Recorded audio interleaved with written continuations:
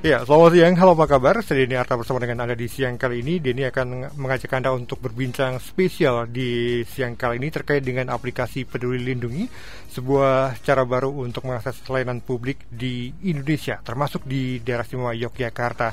Dan untuk hari ini pendengar dan juga Anda yang menyaksikan kami di video ini, kita ada di program yang dipersembahkan oleh Harian Jogja, kemudian Satgas COVID-19, dan juga disiarkan oleh 101,3 Star Jogja FM.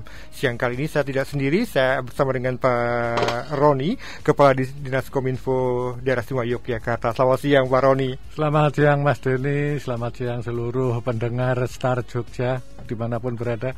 Semoga selalu dalam keadaan sehat nih. Selalu prokes pokoknya yang selalu harus kasus turun tidak boleh kemudian lengah ya Pak Roni. Walaupun sudah divaksin harus tetap protokol kesehatan. Oke, siang kali ini kita ngobrol banyak soal nah menarik nih Pak, aplikasi Peduli Lindungi yang menjadi salah satu sekarang jadi satu syarat wajib ya saya sebut seperti itu untuk mengakses layanan publik di daerah istimewa Yogyakarta bahkan di Indonesia. Nah, saya penasaran Pak, kebijakan terkait dengan penggunaan Peduli Lindungi dari pemerintah pusat ini seperti apa yang kemudian masyarakat bisa pahami Pak? Ya, sebenarnya kan aplikasi ini menjadi salah satu caranya kan banyak ya, antara lain dengan protokol kesehatan dan sebagainya. Nah, cara yang selanjutnya adalah dengan menggunakan aplikasi Peduli Lindungi ini. Tujuannya untuk apa? Tujuannya adalah untuk merekayasa terkait teknis kerumunan yang ada di sebuah layanan publik. Kita tahu bahwa kalau ada tempat-tempat layanan publik itu biasanya dikunjungi oleh banyak orang gitu, seperti misalnya mall, pasar, atau mungkin restoran gitu. Nah, penggunaan aplikasi Peduli Lindungi ini adalah salah satu cara untuk membatasi agar orang tidak berkerumun di sana gitu ya, dan supaya tidak ada kontak yang terlalu lama di dalam sebuah ruangan, sehingga diharapkan itu akan mencegah penularan COVID-19 gitu ya. Sebenarnya aplikasi Peduli Lindungi itu fungsinya banyak. Salah satunya adalah itu gitu ya, untuk keperluan syarat untuk masuk di sebuah tempat layanan publik gitu. Ya, kalau saya penasaran juga dengan sejarahnya Pak. Dulu orang taunya aplikasi Peduli Lindungi ini adalah yang diinisiasi oleh teman-teman dari Kominfo. Betul ya Pak ya? Jadi dulu memang di awalnya ini aplikasi Peduli Lindungi itu kan hanya digunakan untuk untuk mengetahui kita berada di tempat di mana gitu ya, di mana dan bagaimana dengan kondisi COVID yang ada di sekitar kita gitu. Kemudian dalam perkembangannya ternyata aplikasi ini sangat bisa digunakan untuk keperluan pengendalian mobilitas penduduk. Nah, oleh karena itu kemudian itu diintegrasikan dengan yang namanya aplikasi Piker, di mana aplikasi Piker itu adalah aplikasi yang mencatat tentang vaksinasi yang sudah dilakukan oleh masyarakat gitu ya. Jadi siapa yang sudah divaksin, vaksin keberapa, tanggal berapa, dan sebagainya. Nah, setelah itu kemudian itu juga diintegrasikan lagi dengan yang namanya data NAR, New All Record, yaitu data yang terkait dengan hasil pemeriksaan kita terkait dengan misalnya swab, antigen atau PCR itu ada data-datanya masukkan di sana, kemudian diintegrasikan di sana. Nah, akhirnya itu data-data tersebut bisa digunakan untuk mengetahui tentang kondisi seseorang, kondisi orang lain, dan sebagainya.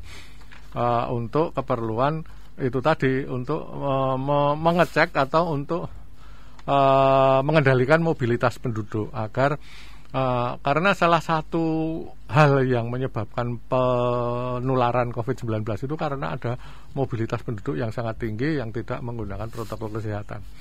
Nah, sekarang dengan menggunakan dengan menggunakan Peduli Lindungi ini, kita bisa mempunyai cara untuk mendeteksi orang-orang yang sedang beraktivitas dengan kita, orang-orang yang masuk di sebuah tempat. Sebenarnya kalau bisa dikatakan ada 7 manfaat Peduli Lindungi itu tadi ya. Yang pertama, kalau dulu sebelum masih dikelola oleh Kementerian Kominfo, itu belum ada vaksin, sehingga belum ada sertifikat vaksin. Nah, Sekarang ini sudah ada sertifikat vaksin dan itu bisa disimpan di dalam aplikasi Peduli Lindungi itu.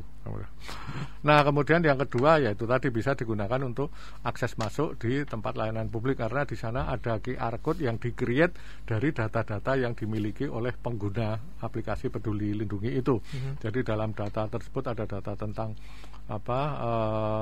sudah divaksin apa belum, vaksin berapa, kemudian dia sudah pernah melaksanakan tes untuk COVID apa belum, tes PCR maupun tes antigen atau mungkin tes yang lain dan sebagainya.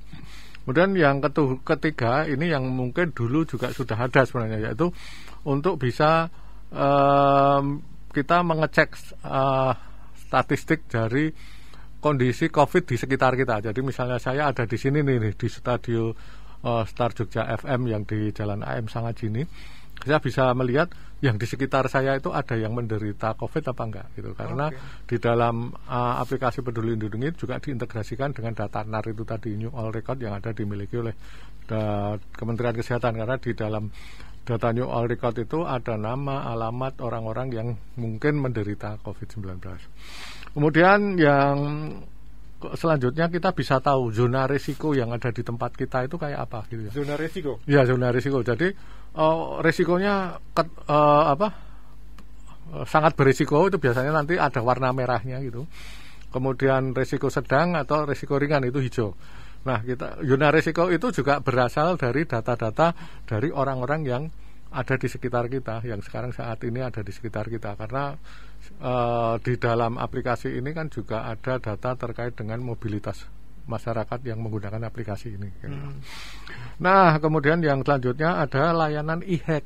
E-hack itu Electronic Health and Certificate, yang harus kita isi, itu kalau kita ingin bepergian, terutama bepergian dengan menggunakan pesawat terbang atau ke luar negeri atau dengan menggunakan kapal, di mana kalau dulu layanan e-hack itu tersendiri. Jadi itu ada sebuah aplikasi sendiri yang harus diisi. Nah, sekarang sudah diintegrasikan. Orang nggak perlu lagi download aplikasi e-hack, tapi sudah ada di aplikasi tersebut dan sudah diisi.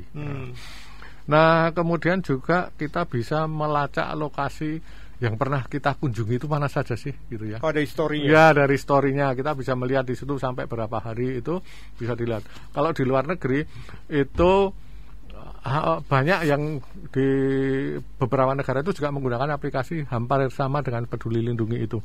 Hanya saja di sana itu karena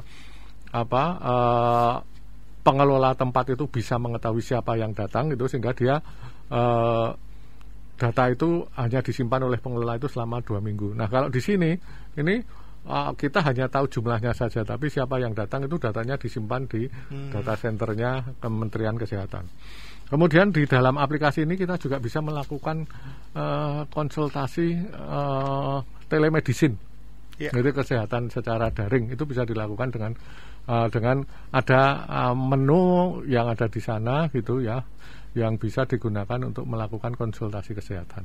Nah, hal-hal seperti itulah sebenarnya yang ada di dalam aplikasi Peduli. Tidak hanya sekedar untuk masuk gitu ya, tidak hanya sekedar untuk itu, tapi sebenarnya ada ada banyak manfaat yang ada. Pak Roni, saya penasaran dengan update data. Tadi kan disampaikan misalnya kita periksa, kemudian misalnya kita tes COVID, kemudian hasilnya akan langsung terkoneksi di situ. Ini artinya ketika kita mau periksa pun harus milih lab yang sudah terkoneksi ya. Memang ada kalau di Jogja mungkin sekitar ada 116 kalau nggak salah.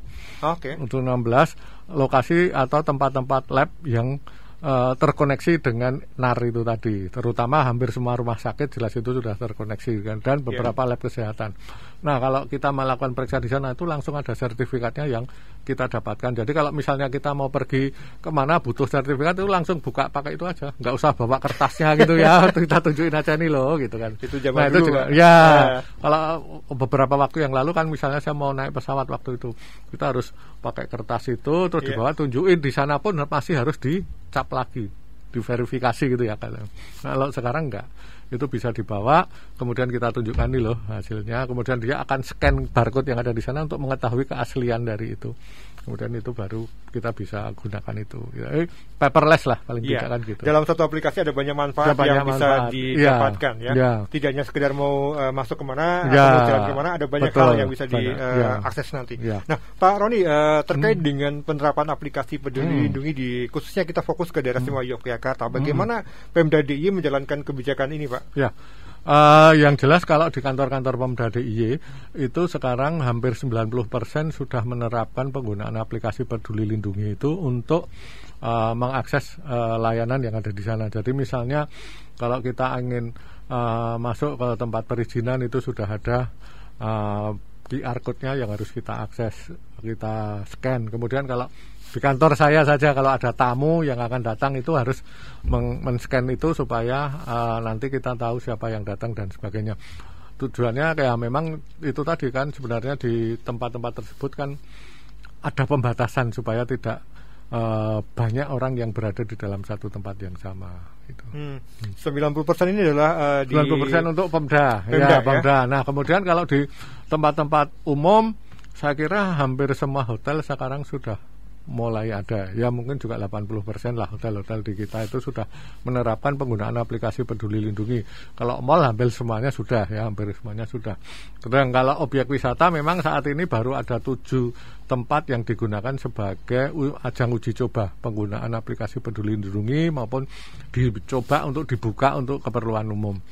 Kemudian juga beberapa rumah makan itu juga sudah menerapkan aplikasi Peduli Lindungi ini, dan memang tujuannya supaya kita juga merasa nyaman dan aman sih gitu ya. Kalau saya masuk di sebuah tempat, kalau kita nggak tahu bahwa yang di situ sehat semua apa enggak gitu kan juga kadang-kadang kita juga khawatir kan. Iya betul. Nah kalau dengan ini kita, kalau semua sudah hijau di situ, semua sudah hijau semua ya sudah, itu berarti tempat yang di sini walaupun kita tetap harus protokol kesehatan ya, tapi kan kita merasa aman gitu ya, karena di sana orangnya relatif sehat kan gitu. Nah, salah satu hal menarik dari penerapan Peduli Lindungi adalah keberadaan QR code ya. Iya, betul. Code. Jadi menarik Pak. Ada banyak kemudian kok ternyata susah juga ya ngurusnya. Betul nggak sih Pak, ngurusnya susah?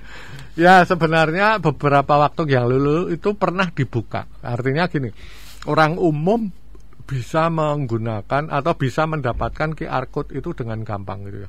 Tapi ternyata itu ada efek negatifnya karena kemudian itu digunakan untuk hal-hal yang tidak semestinya gitu ya. Sehingga akhirnya justru malah membuat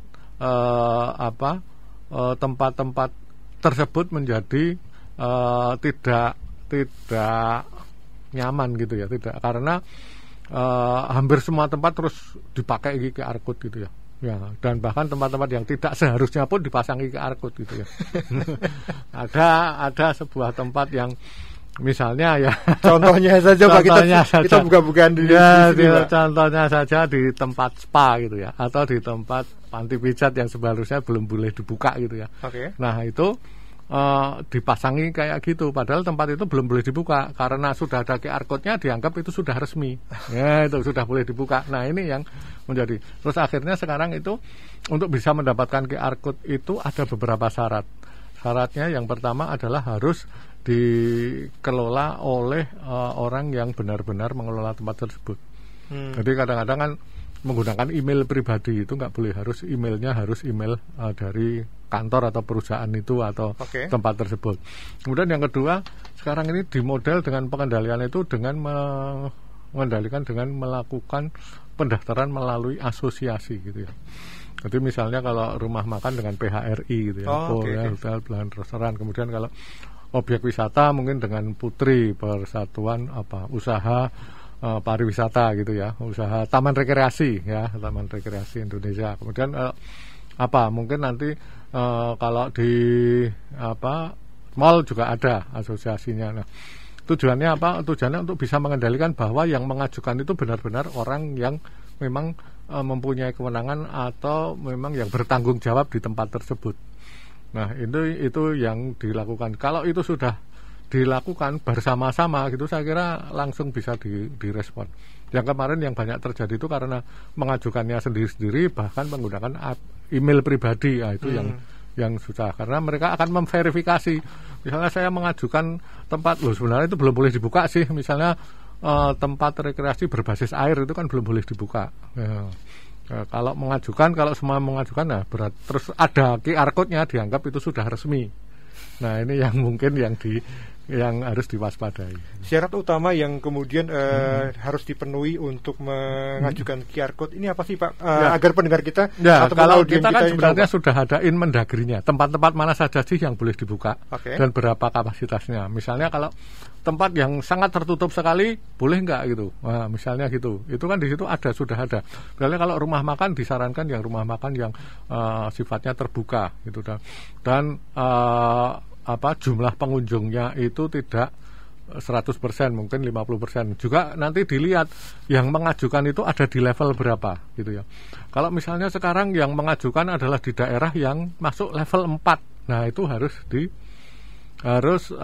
mungkin masih dilarang. Tapi kalau sudah di level 2 mungkin akan ada perbedaan. Yang tadinya mungkin kalau di level 3 itu hanya 25%, kalau itu tempat yang sama tapi sudah di level 2 itu bisa menjadi 50%. Nanti kalau sudah ada level 1 itu sudah 100%. Nah, tujuannya seperti itu. Jadi ada tempat-tempat yang boleh dibuka, bisa dilihat di Inmendagrinya apa saja yang boleh dibuka, apa saja yang boleh dilakukan dan berapa persen dan sebagainya ada di sana. Kemudian kadang-kadang mereka juga salah ketika memasukkan alamat atau lokasi gitu. Karena alamat atau lokasi itu akan menunjukkan di mana orang beraktivitas, itu akan menunjukkan penyebaran manusia yang ada di sekitar kita atau masyarakat yang ada di sekitar kita, itu pengguna di sekitar kita itu. Maka alamat atau ketika kita menitik lokasinya itu dengan apa yang ada di aplikasi itu harus benar gitu, supaya jangan sampai nanti ternyata kita di Star Jogja padahal ternyata ada di titik 0 misalnya gitu. Itu Oke. Itu yang digunakan seperti itu. Butuh berapa lama sih Pak untuk sampai keluar QR code-nya? Kalau lancar itu 3 hari sudah bisa keluar. Artinya gitu. Cepat juga ya. Cepat juga, walaupun sebenarnya yang minta itu kan ribuan gitu tuh. Cuman memang harus dilihat itu yang minta siapa, di mana, dan jenis usahanya apa, itu memang akan dilihat seperti terlebih dahulu. Misalnya kalau tempatnya sangat tertutup masih belum boleh, atau mungkin kolam renang atau tempat-tempat yang masih dilarang oleh Inmendagri dalam PPKM itu, ya itu memang belum boleh dibuka. Ini verifikasinya berarti dilakukan di pusat ya? Betul, dilakukan oleh Kemenkes. Oke. Dan Anda sekarang sedang mendengarkan program Bincang Spesial persembahan dari Harian Jogja Satgas Covid-19 dan juga disiarkan oleh Star Jogja FM. Anda boleh gabung di siang kali ini di 081-862-1013 ataupun juga silakan tulis di kolom komentar Instagram Star Jogja FM. Ada Pak Roni yang bakal bercerita banyak soal penerapan aplikasi Peduli Lindungi di daerah Semua Yogyakarta. Ini cara baru untuk mengakses layanan publik. Dan Pak Roni tadi 90% ya di Pemda sudah mulai menggunakan aplikasi Peduli Lindungi. Boleh dong Pak di-share ke pendengar kita penggunanya seperti apa? Apakah kemudian juga muncul hal-hal menarik yang bisa diceritakan kepada kita, Pak? Ya, kalau sampai sekarang sih belum ada ditemukan orang yang positif atau orang yang ketika nyeken itu menjadi merah itu ya, atau hitam itu ya. Kalau merah kan berarti seharusnya dia tidak bisa beraktivitas, tidak boleh kelayapan. Ini mungkin juga terkait dengan perkembangan vaksin, perkembangan penderita COVID di Jogja ini saat ini kan kasusnya melandai sekali gitu ya. Dari per hari itu pemeriksaan kurang lebih 7.000 sampai 8.000 pemeriksaan. Ternyata yang positif hanya paling banyak 50 orang gitu kan, berarti kan melandai, sehingga untuk Jogja kasusnya memang tidak banyak hal-hal yang mengkhawatirkan gitu ya. Nah, kalau memang yang sering terjadi kan Jogja ini banyak pengunjung gitu ya. Orang yang datang ke Jogja itu banyak. Beda dengan kota-kota lain ya. Kota-kota lain mungkin mereka tidak seperti Jogja yang banyak orang yang datang ke Jogja. Makanya kita harus hati-hati. Penerapan Peduli Lindungi ini juga untuk menyaring orang-orang yang mengunjungi tempat kita, mengunjungi kantor-kantor kami yang kita harapkan itu memang orang-orang yang benar-benar sehat supaya kita tidak terpapar lagi. Kantor saya itu pernah terpapar loh, sampai hampir seminggu saya tutup gara-gara hampir 60% pegawai saya itu positif.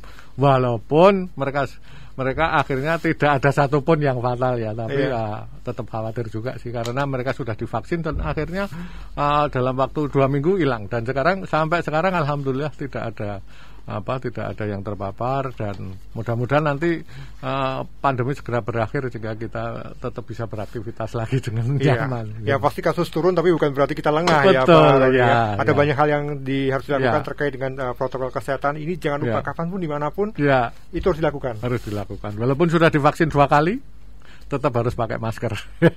Pak Roni tadi sudah disampaikan juga terkait dengan sedikit dibuka penerapan aplikasi Peduli Lindungi di objek wisata. Ini yang menjadi menarik. Kemarin saya baca juga Pak Menteri sudah rawuh di beberapa objek wisata dan menemukan ada sedikit kendala, Pak. Sebenarnya penerapan di aplikasi Peduli Lindungi di objek wisata ini seperti apa sih, Pak? Jadi aplikasi Peduli Lindungi di objek wisata itu digunakan untuk yang seperti tadi sudah saya katakan, untuk menghitung kapasitas dari tempat tersebut. Jadi kalau saat ini misalnya kita masih PPKM level 3 ini, itu untuk berada di tempat objek wisata kan 50% dari total kapasitas yang ada di tempat tersebut. Misalnya kalau ada rumah makan yang kapasitasnya 50 orang, hanya boleh 25 orang. Kalau misalnya objek wisata kayak Breksi itu ya, misalnya kapasitasnya 10.000, maksimum hanya 5.000 gitu ya. Bahkan kemarin Breksi sebenarnya pengennya hanya 3.000 saja, misalnya kayak gitu. Nah ini tujuannya adalah seperti itu. Cuman memang ada beberapa kendala yang dialami oleh beberapa objek wisata itu, terutama di akses. Dulu di awal-awal itu yang bermasalah adalah aplikasinya. Nah kemudian ketika aplikasinya sudah bisa diperbaiki, ternyata ada kendala dalam hal aksesibilitas, artinya mungkin sinyalnya gitu. Sinyalnya yang untuk melakukan akses itu kan diperlukan sinyal internet. Nah ini yang mungkin yang menjadi kendala di beberapa tempat objek wisata, seperti misalnya di Mangunan, di Breksi, atau mungkin di tempat-tempat yang lain. Nah oleh karena itu kami mendorong kepada penyedia jasa internet, bisa itu dengan telepon seluler maupun penyedia jasa internet yang lain, untuk bisa ikut membantu untuk memberikan akses atau memperkuat sinyalnya di tempat-tempat tersebut. Kalau memang itu tidak memungkinkan, misalnya ada tempat yang sebenarnya di situ aksesnya susah karena memang secara komersial nggak menarik sih bagi penyedia jasa internet gitu. Maka itu pemerintah akan hadir di sana. Nah, sebenarnya Kominfo sendiri itu sudah memasang berbagai banyak wifi publik di beberapa objek wisata. Hanya saja dulu itu kita tujuannya sebelum COVID ini kan pemasang wifi itu untuk keperluan masyarakat agar dia bisa melakukan misalnya selfie atau atau mungkin upload bikin story di tempat tersebut. Nah sekarang ini ternyata akses itu dibutuhkan ketika orang akan masuk di objek wisata, sehingga wifi-nya yang tadinya hanya ada di tempat yang agak jauh gitu ya, kapasitas wifi itu kan mungkin jaraknya paling 50 meter ya, satu akses point. Nah, ini harus kita pindah supaya memudahkan orang-orang untuk bisa mengakses atau mendapatkan sinyal seandainya memang di tempat tersebut susah sinyal. Nah ini juga yang kami himbau kepada pengelola objek wisata atau pengelola tempat-tempat umum untuk bisa menempatkan QR code itu yang memang di tempat-tempat yang sinyalnya bagus. Nah, gitu. Itu dia. Nah, kalau sinyalnya jelek ya silahkan disediakan akses point di situ dengan menyediakan wifi atau gimana supaya memudahkan masyarakat untuk bisa mengakses QR code Peduli Lindungi. Atau kadang-kadang kalau misalnya tempatnya itu agak luas, agak banyak, itu QR code-nya nggak cuma 1, bisa 3 atau 4 gitu, supaya mereka tidak antri, tidak berkerumun. Hanya saja mungkin perlu ada petugas yang mengecek juga gitu, ketika mau masuk itu dipertunjukkan karena ini hijau, ini kuning dan sebagainya. Ini harus ada petugasnya yang bisa mengecek. Nah kebanyakan memang saat ini kadang-kadang petugas tersebut juga kewalahan karena yang mengunjungi juga tempatnya banyak dan mereka berkerumun hingga kadang-kadang mereka tidak teliti ketika mengecek itu. Tapi biasanya nanti kalau ada pengunjung yang ternyata tidak ketika di scan itu warnanya merah atau hitam dan itu masuk di sebuah tempat, maka oleh pengelola peduli lindungi yang ada di Kemenkes itu akan diperingatkan, kita akan diberitahu langsung gitu Pak? Dan diberitahu ya melalui email atau WhatsApp atau kepada pengelola yang bertanggung jawab di tempat tersebut untuk bisa mengetahui bahwa ada yang seperti itu. Nah ini yang mungkin makanya pihak pengelola yang kemarin diajukan sebagai petugas atau PIC dari pengelola QR Code itu untuk selalu mengecek mungkin WhatsApp-nya atau mungkin emailnya seandainya ada pemberitaan ada report itu. yang diberikan ada report, ya, betul, dari sistem report, tadi ya. Tapi kalau nggak ada masalah ya biasanya nggak ada report sih gitu. Oke. Pak, saya ke satu interaksi dulu dari Instagram. Terima kasih untuk Roro Titi. Kalau ajak anak-anak ke objek wisata, penerapan peduli lindunginya seperti apa? Ya, ini memang beberapa waktu yang lalu ini pernah menjadi diskusi kita dengan Satgas COVID terkait dengan anak-anak yang akan berkunjung di objek wisata. Sekarang di PPKM ini kan mulai diperlonggar nih. Dulu memang yang umur 12 tahun ke bawah nggak boleh gitu sama sekali karena waktu itu memang masih tinggi gitu ya. Sekarang makin landai, maka sekarang sudah ada pelonggaran di beberapa tempat agar yang penting ada orang tua yang bertanggung jawab kepada anak tersebut. Jadi misalnya saya membawa anak saya yang masih berbalita gitu ya, itu maka saya akan tunjukkan bahwa saya itu yang akan bertanggung jawab. Jadi anak itu nggak boleh pergi sendiri lah ceritanya gitu. Nanti di samping ya naik orang aman ya naik hilang. Iya betul. Oke. Ada juga pertanyaan terkait aplikasi peduli lindungi, tetapi ini di layanan publik Pak. Kalau tidak punya aplikasi ini, apa terus ditolak untuk dapat pelayanan? Bisa tidak kemudian diganti dengan kartu vaksin? Ya.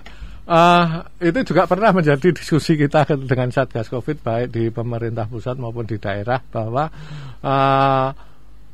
harusnya ada diskresi ya untuk bisa menggunakan cara lain untuk bisa mengakses di suatu tempat. Kalau memang itu dimungkinkan, memang kita sedang mencoba untuk menggunakan itu sertifikat vaksin sebagai salah satu cara untuk masuk di sebuah tempat. Sampai saat ini memang itu belum dilakukan, tapi ini di waktu ke depan nanti kita akan dikembangkan sebuah cara untuk menyeken QR code yang ada di sertifikat vaksin itu supaya pengelola itu bisa tahu bahwa yang punya sertifikat vaksin itu benar-benar adalah yang mempunyai itu. Jangan sampai nanti sertifikatnya orang lain dipakai itu. Nah, itu yang menarik gitu. Ada juga pertanyaan ini menarik juga Pak. Jogja kan juga punya Visiting Jogja. Betul. Kemudian sekarang ada aplikasi peduli lindungi. Ini pertanyaannya dari pendengar, apakah kita harus pakai dua-duanya saat datang ke satu lokasi atau seperti apa Pak Roni? Ya, tadi saya sebetulnya barusan diskusi nih sama Pak Singgih. Katanya Pak Singgih sedang berusaha untuk mengintegrasikan aplikasi Visiting Jogja ini dengan peduli lindungi.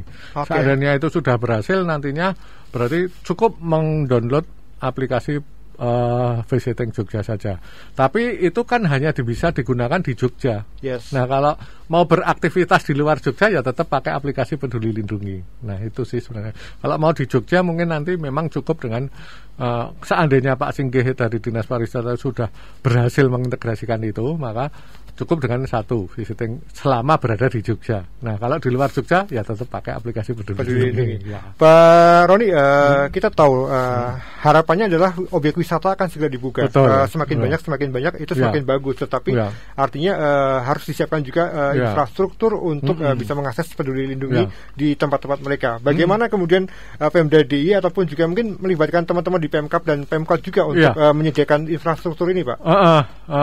Memang kita sekarang sedang berkoordinasi dengan pemerintah kabupaten kota di seluruh DIY untuk bisa mengevaluasi untuk tempat-tempat mana saja yang kemungkinan akan kesulitan akses gitu ya. Kesulitan akses, jadi mungkin tempat-tempat yang istilahnya adalah blank spot. Nah, ini kita akan mencoba untuk menggandeng penyedia jasa internet maupun penyedia jasa telepon seluler itu untuk bisa memberikan atau memperkuat sinyalnya di beberapa tempat tersebut.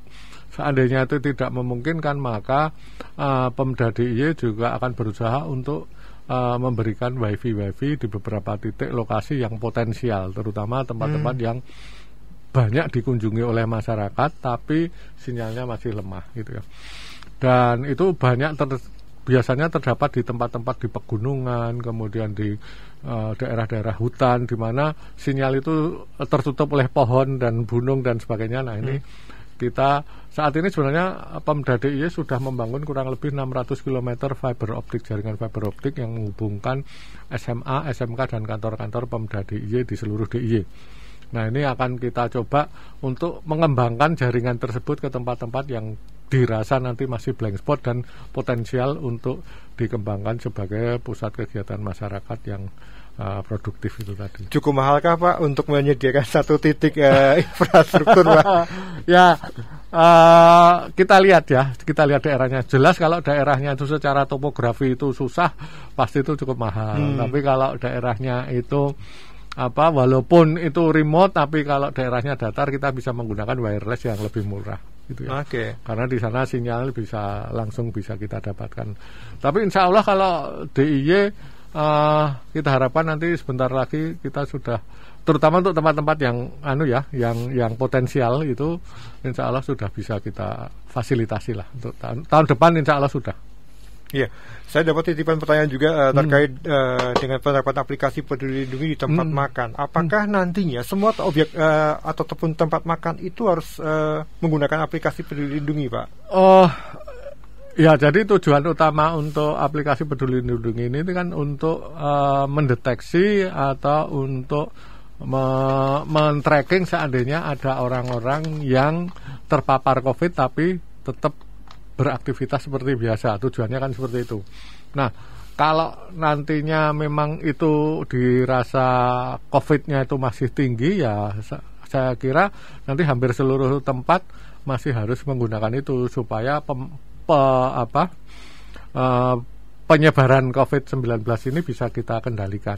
Nah, hanya saja ya mudah-mudahan nanti kalau ini COVID-nya sudah melandai dan kita tetap protokol kesehatan dengan baik dan pandemi mungkin sudah mulai tidak bisa kita kendalikan, ya mungkin akan lebih longgar lagi lah gitu ya. Oke, kita berharap seperti itu. Jadi makanya dari sekarang saya harapkan masyarakat protokol kesehatan dulu. Nggak apa-apa kita pakai masker, tapi yang penting nanti setelah ini kita bebas. Nah, gitu. Harus seperti itu. Kapanpun dimanapun meskipun ada di rumah. Prihatin dulu lah. Gitu. Nah itu dia ya. Di rumah pun ketemu dengan keluarga pun harus melakukan itu ya. Nah terkait dengan upaya percepatan vaksinasi ini menjadi salah satu concern dari Pemda DIY Pak. Bagaimana kemudian Pak Roni bisa menjelaskan hal ini kepada audiens kita nih Pak? Ya, jadi Jogja ini kan tempat yang banyak dikunjungi orang dari luar Jogja. Betul. Maka kita harapkan supaya kita bisa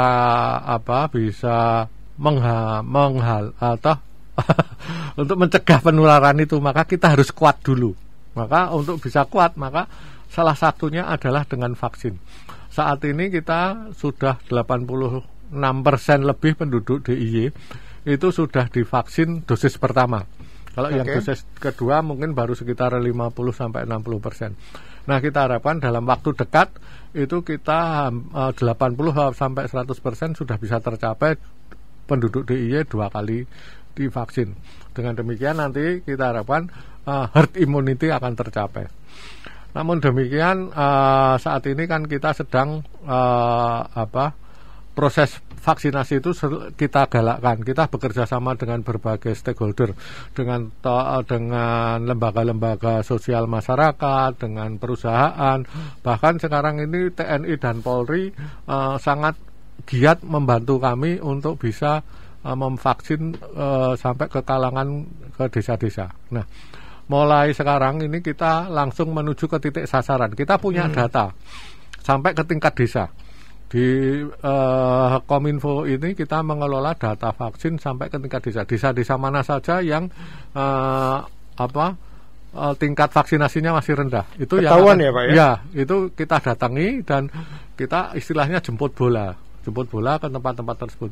Kemungkinan memang bukan karena dia tidak mau vaksin, tapi kemungkinan karena memang mereka itu mobilitasnya kurang karena mungkin sudah tua atau mungkin karena daerahnya itu susah transportasinya, sehingga kita datangi ke sana dan kita akan melakukan vaksinasi di lokasi-lokasi, langsung ke lokasi masyarakat yang memang membutuhkan vaksin. Kalau di daerah perkotaan relatif sekarang sudah hampir 100%, bahkan di kota Jogja ini kan sudah 100% lebih yang divaksin. Itu karena mungkin banyak orang yang berada di Jogja ikut vaksin gitu, walaupun KTP-nya bukan vaksin Jogja, tapi nggak apa-apa karena itu kan vaksin untuk seluruh penduduk Indonesia. Nah, ini yang kita lakukan. Jadi kita melakukan jemput bola ke lokasi-lokasi tempat-tempat yang dirasa masih sangat rendah tingkat vaksinasinya. Ini data yang dihimpun oleh teman-teman Kominfo itu data dari bawah berarti ya Pak ya? Enggak, kita mempunyai, diberikan akses oleh Menteri Kesehatan. Oh, oke. Untuk bisa mengakses data dari PIKER-nya. PIKER itu adalah data yang digunakan untuk memasukkan data vaksin. Nah, kemudian kita punya API-nya, kemudian kita kembangkan menjadi sebuah aplikasi yang bisa dilihat. Kalau teman-teman mau lihat, bisa dilihat di corona.jogjaprov.go.id. Di sana ada informasi yang kita update tiap hari terkait jumlah vaksin sampai ke tingkat desa. Berapa yang sudah divaksin, berapa persen dan sebagainya. Itu ada di corona.jogjaprov.go.id. Ada petanya juga di sana. Selain mengolah data tadi, apa kemudian peran yang dimainkan oleh teman-teman Kominfo DIY Pak untuk mendukung melawan COVID-19 ini Pak? Yang jelas kita selalu, kalau untuk keperluan vaksin ini kan kita harus selalu memasukkan data itu. Data itu dimasukkan secara online, maka setiap ada kegiatan vaksinasi, Dinas Kominfo itu selalu berusaha untuk membantu menyediakan akses internet supaya bisa memasukkan data tersebut secara online. Nah, itu yang utama. Yang kedua, kita lakukan edukasi dan sosialisasi kepada masyarakat dengan melalui berbagai macam saluran ya, bisa melalui medsos, bisa melalui sosialisasi secara daring maupun secara luring yang kita lakukan terus-menerus. Bahkan kita juga membuat ILM kerjasama dengan Star FM juga kan untuk masyarakat agar mereka mau divaksin dan bersedia untuk divaksin dan mereka rela untuk melakukan vaksinasi dengan mengajak teman-temannya di sekitarnya dan sebagainya. Jadi banyak hal yang sudah kita lakukan di samping mulai dari sosialisasi, edukasi dan literasi, kita juga menyediakan infrastruktur yang diperlukan untuk kegiatan vaksinasi itu sendiri. Oke Pak, kembali ke aplikasi Peduli Lindungi sebagai penutup untuk obrolan kita di siang kali ini. Apa yang ingin Pak Roni sampaikan kepada masyarakat dan juga mereka pelaku industri di daerah Istimewa Yogyakarta, pelaku layanan publik di daerah Istimewa Yogyakarta terkait dengan Peduli Lindungi Pak? Ya, jadi aplikasi Peduli Lindungi ini selain bisa digunakan untuk sebagai salah satu syarat untuk memasuki objek wisata, sebenarnya ada banyak manfaat yang bisa didapatkan dari aplikasi Peduli Lindungi itu. Antara lain bisa ada kita menyimpan sertifikat, kita bisa melakukan e-hack, kita bisa melakukan deteksi di mana kita berada dan sebagainya. Oleh karena itu kami harapkan untuk kalau memang ingin melakukan aktivitas, silahkan gunakan aplikasi Peduli Lindungi ini agar kita bisa ikut membantu mencegah penularan COVID-19 dengan mencegah kegiatan-kegiatan yang menyebabkan penularan gitu. Sekali lagi kita ingatkan yang belum divaksin segera divaksin. Ini adalah salah satu wujud nyata dukungan kita terhadap penanggulangan COVID-19 di Indonesia. Dan meskipun sudah divaksin bahkan 2 kali, bukan berarti Anda bisa bebas ya Pak Roni ya. Kita tetap harus menjaga protokol kesehatan secara ketat. Ya, protokol kesehatan kapanpun dimanapun itu harus dilakukan. Dan ingat, kalau Anda punya banyak mobilitas, silakan gunakan aplikasi Peduli Lindungi. Ada banyak manfaat, tadi sudah disampaikan oleh Pak Roni terkait dengan Peduli Lindungi yang semuanya bisa ada di dalam satu handphone Anda. Pak Roni, terima kasih matur suwun Pak sudah bergabung di kesempatan kali ini. Senang sekali bisa bergabung di sini. Semoga apa yang saya sampaikan bisa bermanfaat bagi semuanya pendengar Star FM. 3M ini.